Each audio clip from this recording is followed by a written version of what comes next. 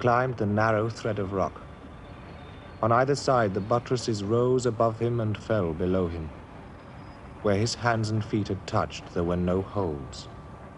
He stood on the edge and rolled stones to see how he would have fallen, then threw them at the house. Cozy for you down there, is it? You can't touch me. I've done with you lot.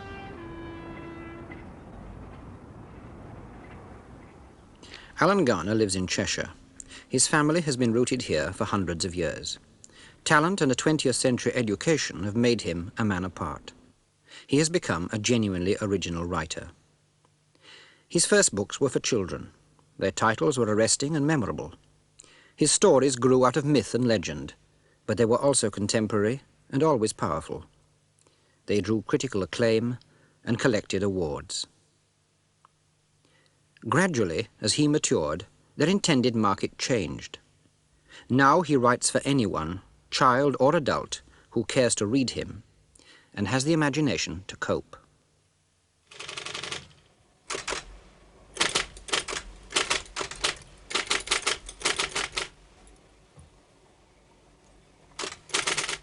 Many people seem to think that a successful author is someone who makes a fortune out of sitting on his behind all day.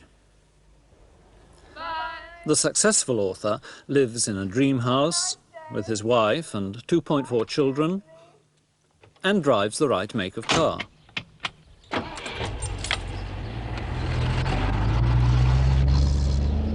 There's a little more to it than that.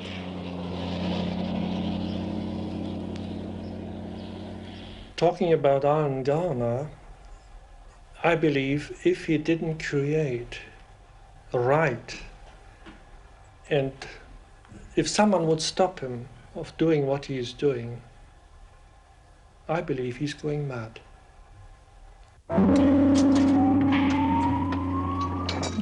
Machines say only that I'm a healthy, intelligent European male. As far as data are concerned, I'm perfectly normal. Relax your hand now.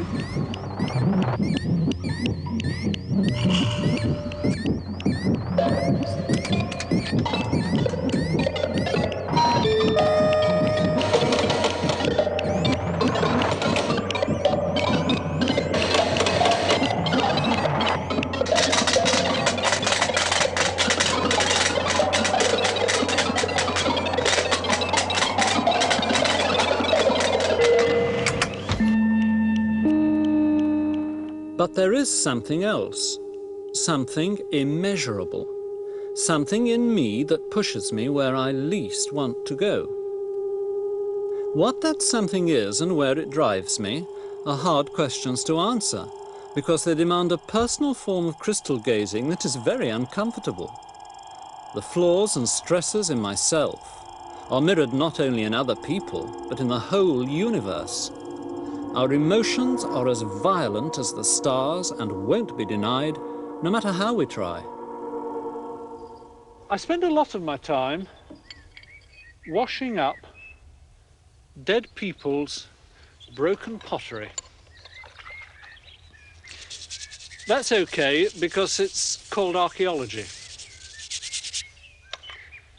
And as an archaeologist, I think this piece of glass was thrown. And that's what really obsesses me among all my other activities. They relate to one theme, and that is that wherever I look, no matter how far I go, outside or inside, there is always energy, which I call violence. And violence, when it's good, we call creation, and when it's bad, we call destruction. And I'm obsessed with it, I think, because, well, I know from the very best experience that I am an exceedingly dangerous man. I am a homicidal man, and I don't think I'm alone in this. This cottage is the origin of much of my own violence. I'm the first educated member of an intelligent family. The Garners have always lived here, and they still do. But I was uprooted, or escaped if you like, during childhood. The real question is that it happened to me in a way that it appears not to have happened to other people. Yet, again, the paradox is there. I know from children that they experience what I experience because my violation happened to me when I was a child. My life support systems went. I couldn't cope. Now, whether I should have coped or not, we may find out during the film. But the question we ought to start with is, what is it that was so special about childhood for me? Was it my weakness or the environment that did the danger? I grew up in a part of England strong in magic. It's now called a beauty spot. My childhood was formed in these woods above the Garner cottage, where my grandfather, Joseph, told me the legend of Merlin who watches with King Arthur under the hill. And I saw the faces of the legend carved in the rocks by my grandfather's grandfather, Robert. To go from here into an urban academic environment was a shock.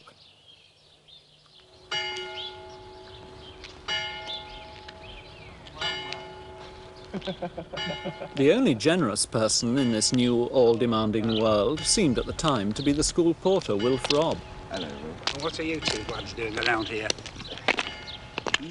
Long time no see. In your stately home. Oh yes, very nice, very stately. In your new building. Yes. And I wasn't unique. Robert Powell, the actor, is helping me in this film because we were both made and nearly broken by the same great school. It's bigger than I remember. Well, you were only a little boy then. No, he must have been a big one because he shrunk, you see. It looks bigger. Oh, maybe so. We can't get anywhere. How do you mean you can't get anywhere? This is the room where both Robert and I were taught. It's the only place we ever learned anything, I think, outside the theatre. The only thing that Robert and I have in common here is the fact that Bert Parnaby taught us a little education in the theatre. Oh, yes. You know, I became a writer because he showed me that the words were connected with something more important than just passing exams. It's the same with Robert. And when we go into that theatre, you know, we'll probably burst into tears, the smell of it.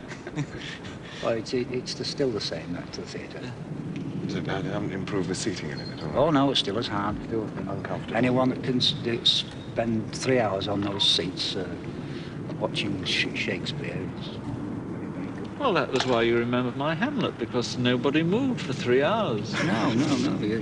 They were agog with indifference, I think.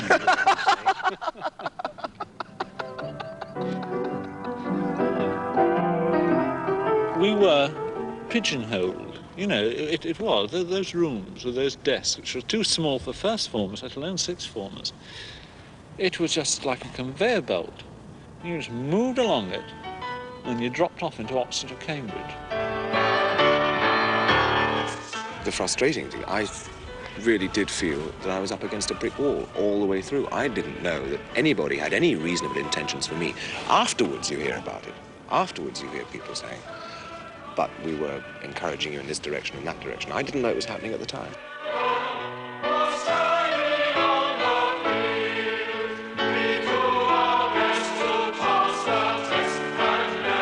This is the Great Hall. It scared me so much I never went to prayers. This was the dilemma. I had found an education that freed me from my roots while equipping me to understand what it was I'd lost. And Oxford carried the process further. I rejected the system and tried to start again. To myself, in my own terms, I made every mistake possible in human relationships. And of course, I wouldn't blame myself, I blamed the other people. I thought that they were letting me down.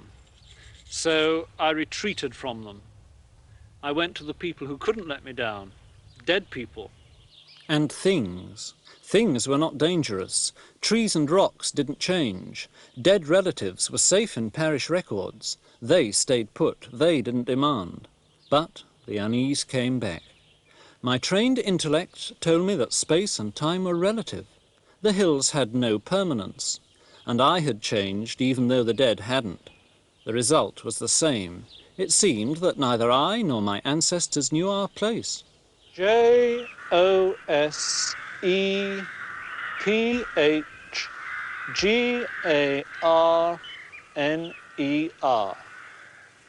Joseph Garner. He was my grandfather. He spent most of his life in a cellar cutting keys, but before he embarked on his life's work, he came up here as a boy and carved his name here in this beautiful flowing script. The Hanks and the Marys and the Kilroys who were here are rubbing him out. But what that man did not know was that there was no permanence for him here, because he was carving on desert sandstone which 280 million years ago was 300 miles north of the equator. Since then it's been drifting slowly northwards and arrived in the northwest of England at the time that Joseph was carving. Now, it's still on the move. It's been washed away, and Joseph with it, down back to the sea to form new mountains at another time. And Joseph, I suppose, will go with it.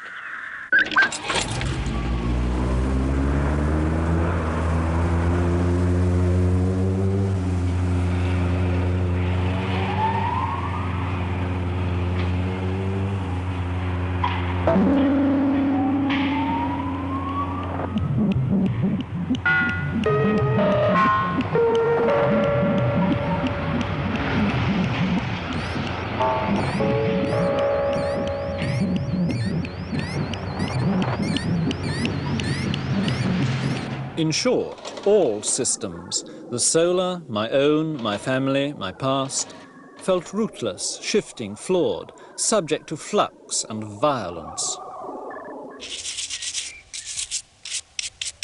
The pot I'm cleaning now was broken in the 17th century, but it was made out of clay that washed out of an iceberg 8,000 years ago, and God knows where it was before then.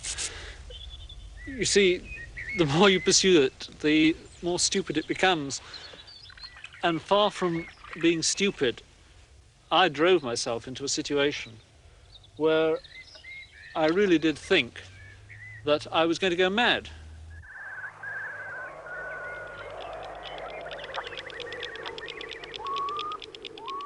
And the world was going mad around me. I was in free fall, but the education that had precipitated the crisis now controlled it. Fear was not allowed to become panic. I was simply made scared enough to write my first book. I tried to solve the problem of the world that baffled and terrified me by remaking it as I felt it to be.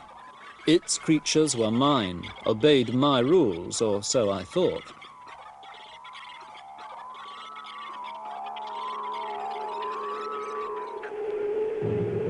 The Morth brood were pouring in from all sides.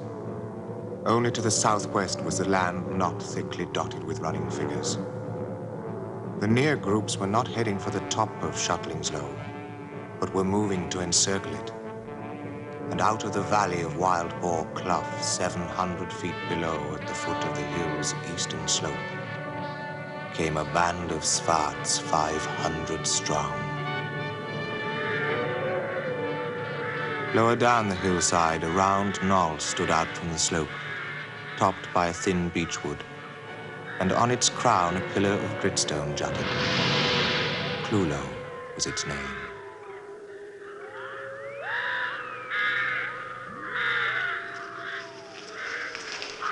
Duratho hauled himself upright against a grey trunk. He lurched and stumbled. Often he would stand, swaying, more wound than dwarf. And at the last, leaning his full weight upon his sword, Duratho came to the pillar of stone.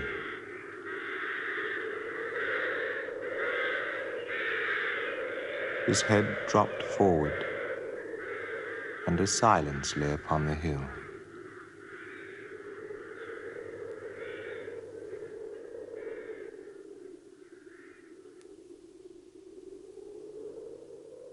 That first book had strength, but it lacked something essential: people. These rocks are neither beautiful, ugly, dramatic, or of any significance unless we are here to look at them. Without man, there is no meaning. Every book I've written since has been a coming to terms with the naive truth that we're rather necessary, even when we're stupid. And on the millstone grit of this hill, Mao Cop, above where I live, for me it's all made very clear. This folly is ridiculous. It's built on a boundary, and the Ordnance Survey say it's not here. And I just wonder about this door that kept nothing out, the windows that never had any glass in them, and the fireplaces that had no fires. Nobody lived here. It was meant to be looked at from a distance.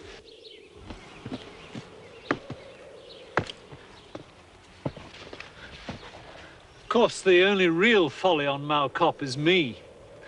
I spend half my life farting about, confused with landscape and people, but it's only when you get the two coming together and man puts his hand on the landscape and makes a millstone that you get reality, because this stone is real.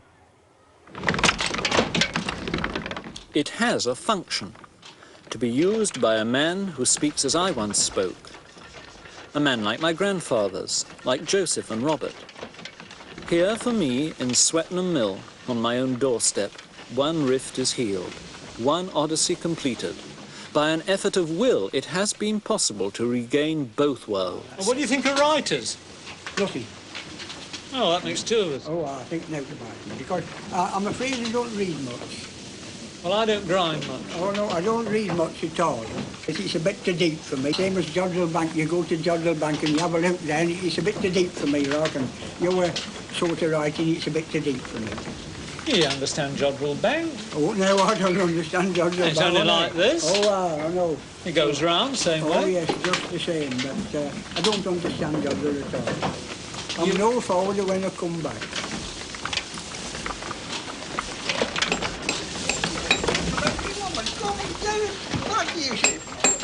Oh, on this side? Oh, here. Come on, this road. Woman. You don't want to come dressed up for this, yeah? I'm not dressed up, you stupid twat. What should you do for something? That's the richness, the other side of the dilemma of education. To be accepted by Wilf Lancaster in his mill, and to understand what it is I've regained. This spiral that interests me on the stone. Yes. This is the top stone. Yes. Now, which way do you dress that? This is sunsetting. This is sunset. Well, your sun gets up there, don't you, in the morning, up in the east. Well, now then, this is coming back again, isn't it? Ah. Well, that's the sunsetting, that one is. So the stone, the nether stone, is dressed the other way? The other road about. One sun rising, another sun setting. Then when they come together, one meets the other, you see. And then this one should be done like this. This one's taken out now. So much out of here. Taken out of here. But let your rough corn come in first. The energy that had been diverted to keep me sane was now free to be used for another purpose, to go outwards, towards other people. And by turning outwards, I was taking on another challenge. Now I could face the violence, cope with it, even hand it on to others, but under control. I was learning the responsibility of communication.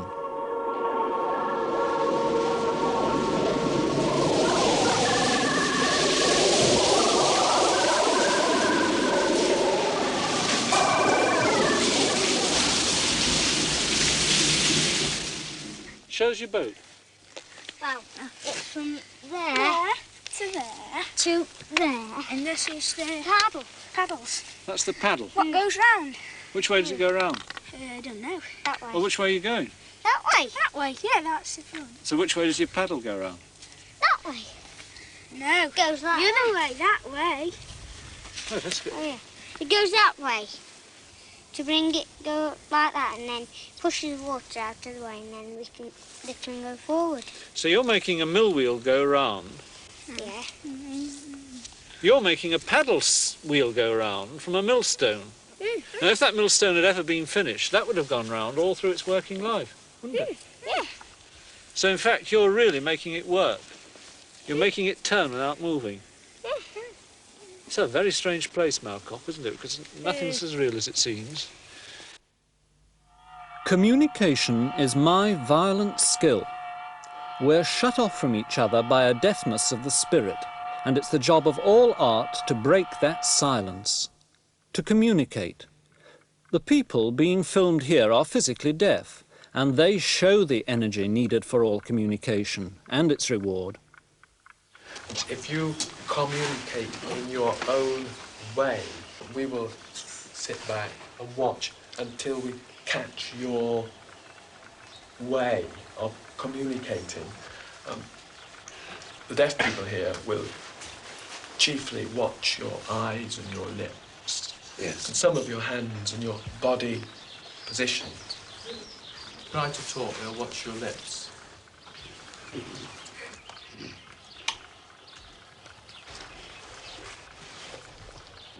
The strange thing about Sid was that, in fact, he started to treat me like an idiot. Yeah. Talking to me about skin diving and talking to me about his life and his hobbies. He told me everything 4 or 5 times, even though I acknowledged that I'd understood. Robert and I Alan, work in the same kind of silence. We must think within ourselves.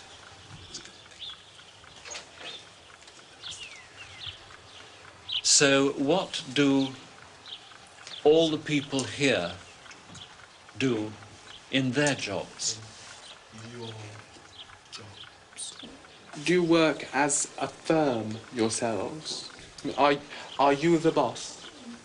Subcontract. You subcontract, yeah? Firm. By APPELT. Firms like McAlpine, Wimpy. Right. The work of communication is like being deaf. It is slow, it is exhausting. You have to fight to communicate with yourself, let alone with other people.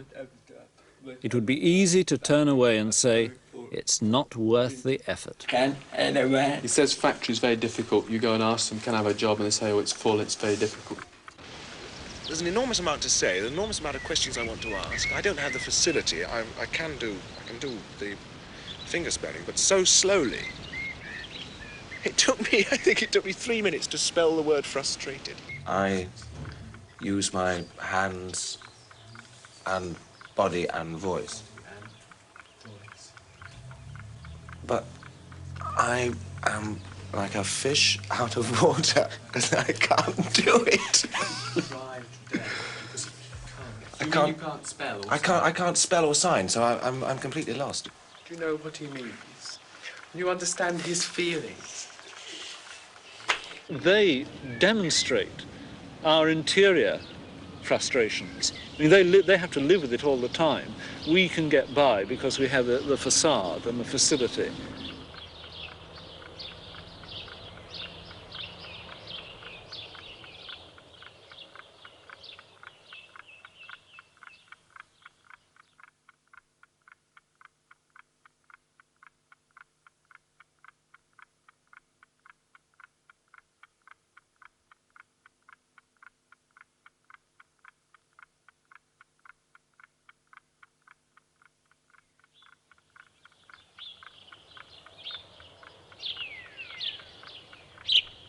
It is slow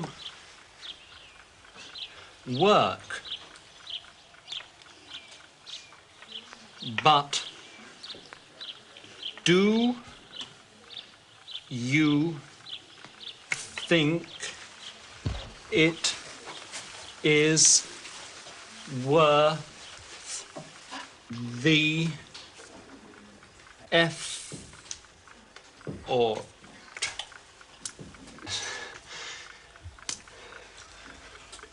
good. So now I can see this violence more clearly. It is energy, unavoidable, dangerous, lethal when inwardly directed and worse, ignored. It will ride if it is not ridden, and we all have it. Channeled, made positive, it is good, and that good can be shared through communication. Now the situation here is that you have come to this special place where you have the lake and the M6, and you're very much in love, and you're very aware of each other psychically. Now, he is obsessed by time and space and separation. How can these clusters of molecules and atoms that are both of you have come together out of the whole of time and space to form this relationship? And he knows that you have bad news for him, and you've been waiting. So, although you have this great love beginning, you're already starting to circle around each other. Go ahead. Yeah. A flooded sand quarry in Cheshire, near the M6 motorway. 2 young actors, with me as a director of sorts. This film was made during the last month of writing a book on which I'd spent 7 years. I asked these 2 young people to improvise a situation from the first page of the book. A situation that had happened to me in real life before these 2 were born. They're about to take on a violence older than themselves.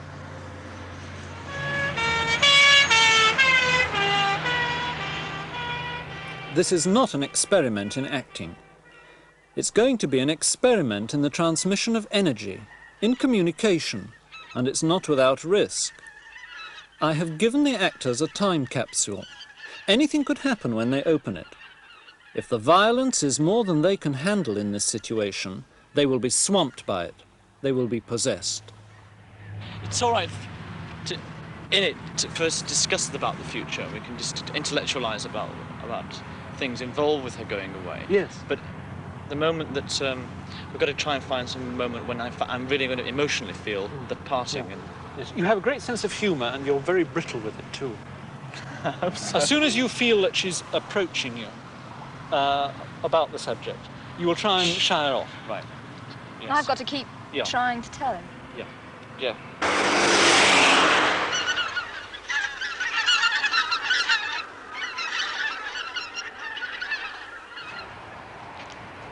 You're going away when you're going away. Tell me now.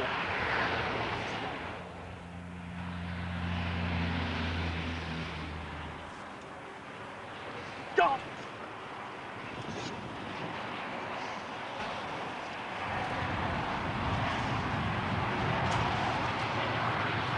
You want me here to do that, darling? You want me to be anyone here to do that?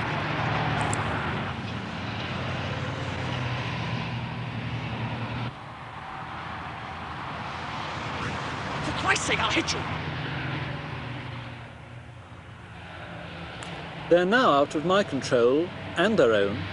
They're not acting any longer. They are possessed. I'm sorry I haven't got any tears. This is the worst form of communication. The actors have been swamped, blinded by emotion, and are indulging themselves. These 2 have become a mob. Let's play hide and seek. Let's play hide and seek now. I want to play hide and seek, Nick. Now I'll count to 20 and you go away and hide. No. Go on, you go away and hide. No. Yes, go away and hide. I'm counting. 1, 2, 3, 4, 5, 6, 7, 8, 9, 10, 11, 12, 13, 14, 15, 16, 17, 18, 19, 20, and you're gone. Now it's your turn. The energy of communication must be controlled. Otherwise, it will run amok. Energy is timeless, as these actors have shown, and inexhaustible. It will never run down. And the actors have shown something else. the danger of the mob. Given the choice, we find it easier to destroy than to create, and when we lose our personal responsibility for violence by hiding in a crowd, we destroy utterly.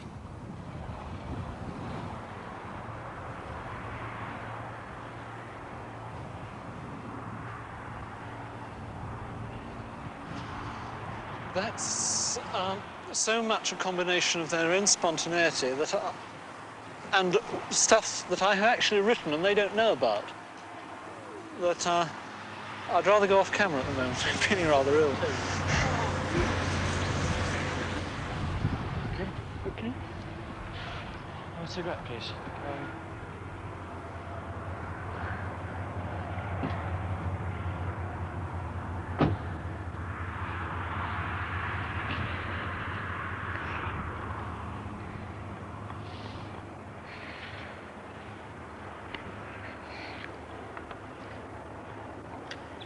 This bottle says it all. What am I going to do with it? Am I going to pour you a civilized drink? Or am I going to use it? And we have to make that choice. Though you may think, if you live in houses like these, that what I say is not only manic but irrelevant, that nothing could be safer than where you are. Well, in this quiet landscape where I live, little has changed in centuries. Yet what happened here in the Cheshire village of Bartomley on Christmas Eve 1643 in time of civil war could still happen now. It is happening somewhere every day.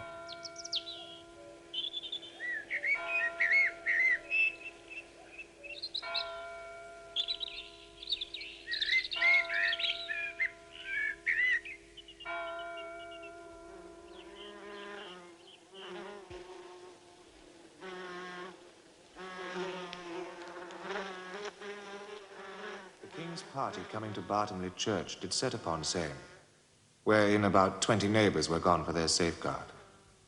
But Major Connaught with his forces by welcome entered the church.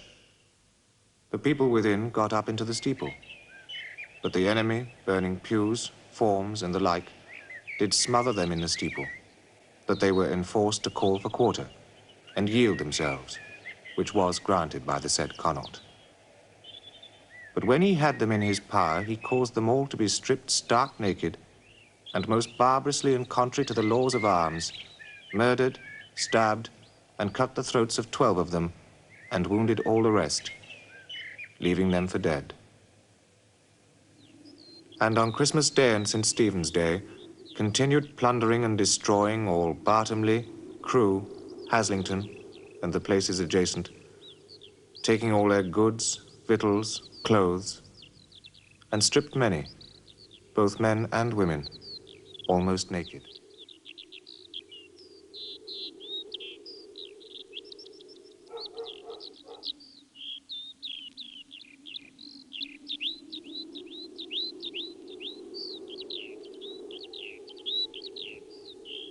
And I think that's the real crux, because no matter how difficult it is, no matter how unpleasant and stupid and silly people are, you must go on pouring the drink. You must communicate. You must always keep trying, because once you stop, you start to use that bottle. That's where the film should have ended. But something happened during its shooting to prove how near to the surface this business all lies. We were going to take a closer look at a successful author's ancestral homestead, and I walked into a situation that was totally unexpected. This is the house where my family have lived for probably 300 years. The water supply comes from the Holy Well, which is pre-Christian.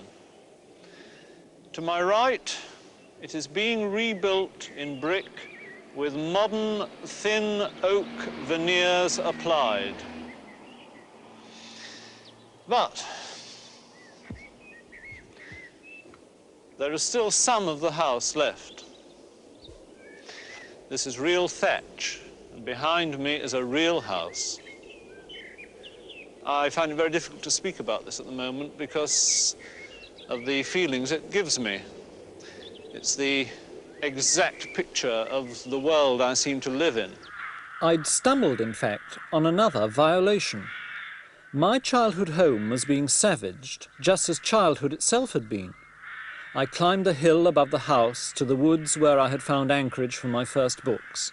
I'd meant to talk about Robert Garner and his carvings, but the violence broke in. They have taken my roots away.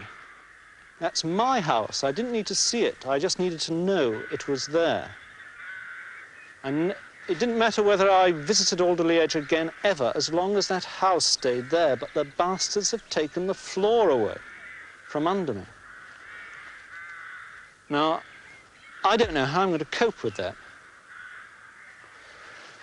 Well, I do know, and this is really the first statement about how I work. The violence which is not externalizing itself by crying or screaming, the bleeding inside my head, is going to be channeled, sifted, used. Someday, somewhere, I shall take this homicidal energy which I have inside me now, which is calling upon all my reserves to keep my voice at the right level so that you can record it. I'm going to take that homicidal energy and use it to some good purpose, I hope. And that's what I'm about. It's the only way out. Because they took me away from my family. They shoved me through a school which I couldn't have been me without. I went to a university which I couldn't have been me without. And I now go back to that house and they're taking the house away. And I've either got to control it and stay with it, or I've got to go mad. What I did immediately was to go back to the house to rescue what I could. The corner post of the room where Robert and Joseph had been born and had died. A Garner totem pole. But more significantly, I talked with my cousin for the first time in 20 years, and we carried the corner post away together.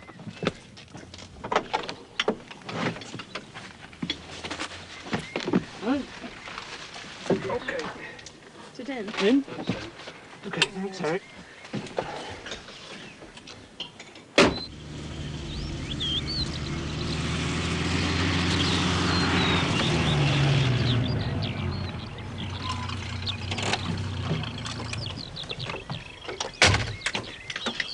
Okay, let's get it out. I think I'm going to need someone here with me, you know. Right, you go around. You go around, Catherine.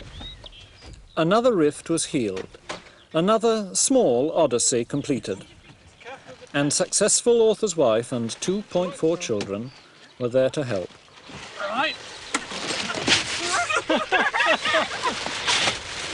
Trust me. You're as much use as a... It's all right, we've got it. No need. Right. Come on, you two. I'll put the end down. Right. Up with it. And turn it round. Oh, hello. Joseph and Robert.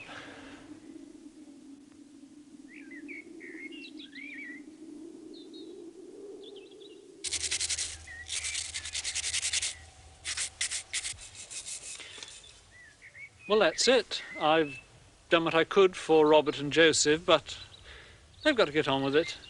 And so have all these other people. You see, I'm an ancestor now, and I've got things to do. What about you?